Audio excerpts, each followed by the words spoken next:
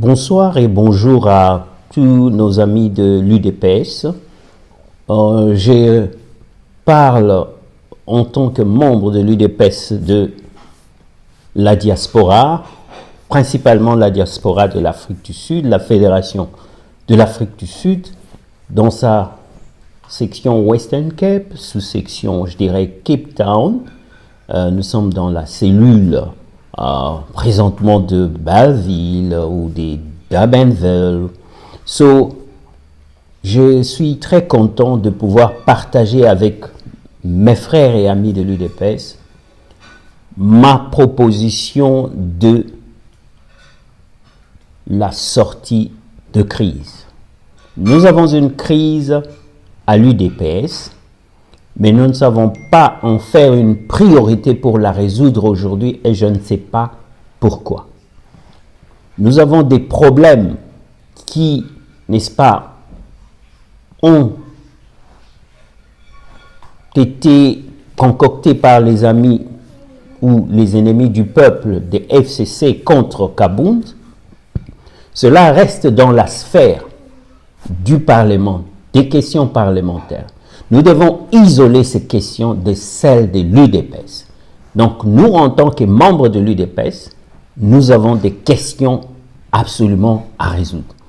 Et nous devons démontrer que nous avons une certaine capacité de pouvoir trouver des solutions à nos problèmes, définir clairement nos problèmes, en donner, n'est-ce pas, les possibilités de pouvoir les résoudre, considérer tous les facteurs exogènes et endogènes qui concourent à ce que nous ayons ces problèmes. Et aujourd'hui, nous connaissons que le problème majeur, c'est que nous avons une crise à la fois sur le plan de la légalité, mais aussi sur le plan de la gestion des ambitions. Nous avons aussi un troisième problème qui est le problème sentimental. Ça, ce sont des éléments majeurs que tout membre de l'UDPS doit, n'est-ce pas, intérioriser et comprendre que nous devons aller tous vers la solution qui nous renforce et qui fait de nous un parti, n'est-ce pas, à la fois dynamique, mais un parti, je dirais, fort, un parti qui peut changer la donne des choses, un parti qui, en fait, a démontré par ses stratégies internes les capacités nécessaires et suffisantes pour résoudre ces problèmes afin de démontrer à la face du monde, au pays, aux Congolais, que nous sommes aussi en mesure, n'est-ce pas, de bien prendre en charge le Congo.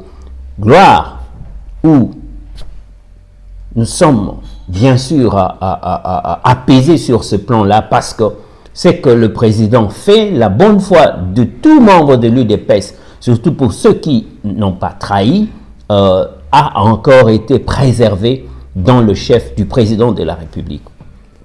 Je viens vous parler non pas parce que je n'appartiens pas à une section donnée, j'appartiens à une section, j'ai un président, c'est le président Mampouya de l'UDPS ici à Cape Town, et en vertu de l'article 6 qui donne des droits mais aussi qui demande à ce que chacun s'acquitte de ses devoirs au sein de l'UDPS, en fait je parle de l'article 6 de nos statuts, nous donne le droit aux libertés d'expression, d'opinion et de conscience, mais également nous donne la capacité de pouvoir nous occuper de notre parti, c'est-à-dire nous occuper de la direction du parti. La direction du parti aujourd'hui est en mal. Quels sont les problèmes? Les problèmes peuvent avoir de sources sentimentales. Les problèmes peuvent avoir des problèmes de positionnement, des questions de positionnement. Quand je dis sentimental, je vais dire quoi? Je vais dire que au sein de l'UDPS, je peux être plus attiré à Kabound pour une raison subjective, notamment par exemple, il est de ma tribu, au lieu que je sois attiré par quelqu'un d'autre, ce sont des éléments sentimentaux et subjectifs. Peut-être qu'un jour, il m'a aidé en me prenant dans sa voiture, peut-être que Félix ne m'a jamais dit bonjour, peut-être que je considère que non, écoutez, Félix est venu des Étienne Tshisekedi, c'est pour cela qu'il est président. Ce sont des éléments sentimentaux. Eh bien, si nous voulons résoudre les questions sentimentales, il nous sera très compliqué. Mais il faut le faire, il faut y parvenir. Et pour arriver à résoudre les questions sentimentales, il faut se dépassionner, il faut se rationaliser davantage et se lever simplement au niveau, n'est-ce pas, de jugement de ce que nous avons comme intérêt en tant que l'UDPS, de jugement des personnes ou des personnalités, comment les différentes personnes ou personnalités agissent pour l'intérêt du parti. C'est cela qui devrait être le sentiment qui devrait nous pousser, n'est-ce pas, à choisir entre deux leaders du parti. Maintenant, le deuxième élément capital, qui est l'élément, n'est-ce pas, de la légalité, les juristes sont mieux placés pour nous aider là-dessus. Moi, je ne viens que me demander si aujourd'hui ce qui se passe au Congo, ce revers de la main, cette gifle que Félix Tshisekedi a donnée à tous les différents, je crois, 4 présidents qui sont passés avant lui, Kasavubu, Mobutu, Kabila, il leur a donné une gifle, une leçon pour leur démontrer que l'on peut, n'est-ce pas, laisser la justice avoir son cours normal en tant qu'institution indépendante de l'autre, chaque institution, n'est-ce pas, fonctionnant sans gêner l'autre, et chaque institution respectant, ça c'est très important, respectant le travail de l'autre. C'est-à-dire, si le travail qu'a fait une institution s'impose à l'ensemble de la nation, il n'y a pas de raison que quelqu'un vienne, n'est-ce pas, s'interposer et refuser l'implementation, c'est-à-dire l'application des différentes décisions prises par les différentes institutions. Aucune institution ne devrait venir pour gêner l'autre. Vous avez la situation qui nous était arrivée lorsque Mobutu fait démissionner Tshisekedi parce qu'il s'était opposé, n'est-ce pas, à la fabrication, à la frappe de la monnaie avec les fameux Mikomboso. Vous comprenez que c'était un domaine du président, plutôt du Premier ministre. Le Premier ministre, pour, n'est-ce pas, arriver à avoir la politique de ces moyens, c'est-à-dire pour mieux arriver à administrer la croissance, le développement du pays, il a besoin de ces éléments-là. Ce sont des éléments qui lui appartiennent en propre. La banque, le budget, le portefeuille, ça lui appartient. Il est le chef du gouvernement. Et c'est dans cette façon-là que nous devrions vivre au cours de l'époque de la transition. N'est-ce pas? Avant qu'on arrivât aux élections, Monsengo, avec le Parlement de la transition HCR, le Haut Conseil de la République, Mobutu avec sa présidence, il lui était donné bien sûr des ministères de souveraineté qui lui appartenaient, le ministère, n'est-ce pas, de la Défense, la politique étrangère, et qu'en sais-je encore. Mais à Étienne Tshisekedi, tout le pouvoir lui était donné sur le gouvernement, n'est-ce pas, notamment jusqu'à l'organisation des élections.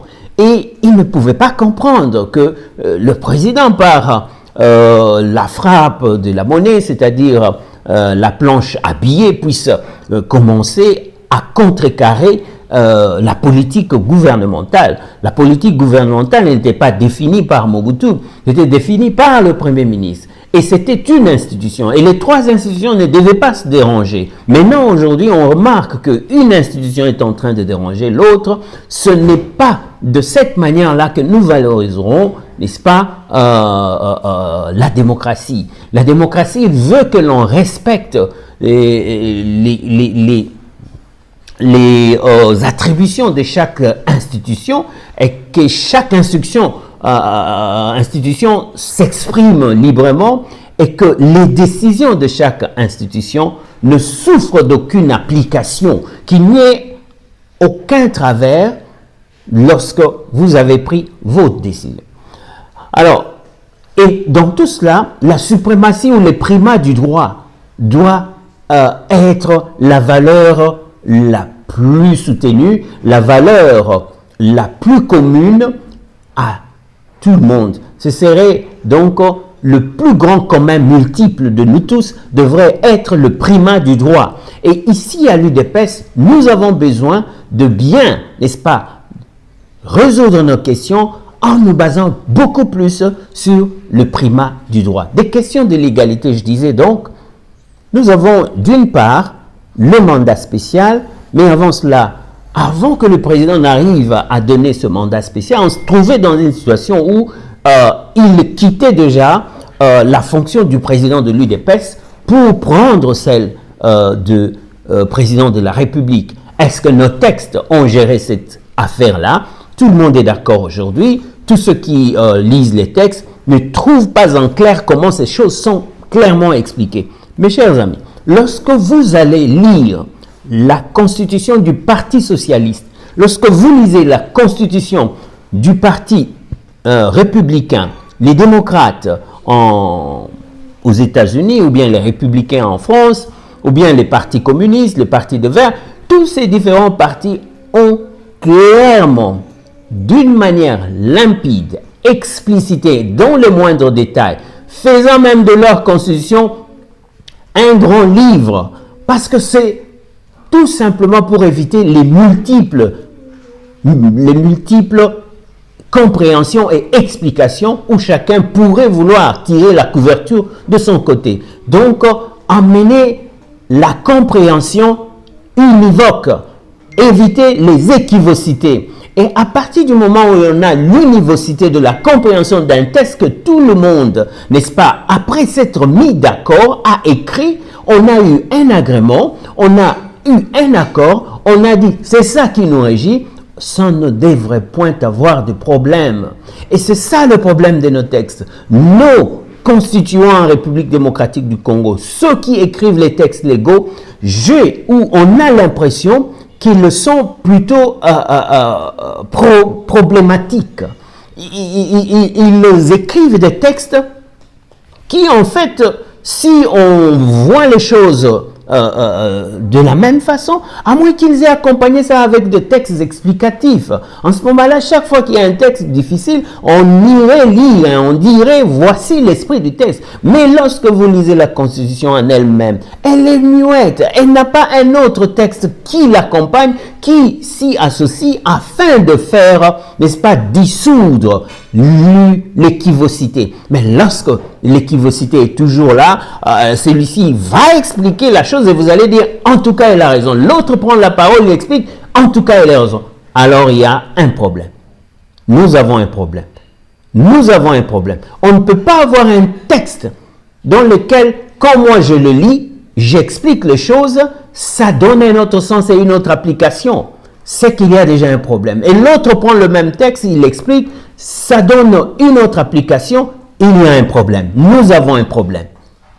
Et pour éviter le problème, il faut que le texte soit écrit. Et là, c'est une défaillance inacceptable pour un parti qui a lutté pour le pouvoir et qui, je ne sais pas comment, pouvait se faire, je dirais, obsédé ou possédé par l'esprit de demeurer un parti de l'opposition. Je ne sais pas. Lorsqu'on combattait, à un moment donné, je crois qu'on a dépassé le niveau du combat. On s'est dit non, nous sommes maintenant des combattants. C'est ça notre définition. Nous combattons, c'est tout.